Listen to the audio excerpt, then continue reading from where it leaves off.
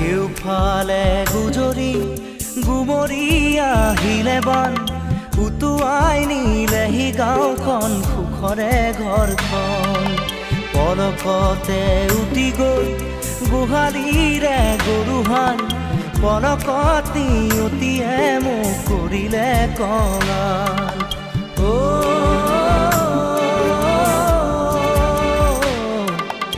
উটুৱাই নিলেহি গাঁওখন সুখৰে ঘৰখন কেউফালে গুজৰি গুমৰি আহিলে বান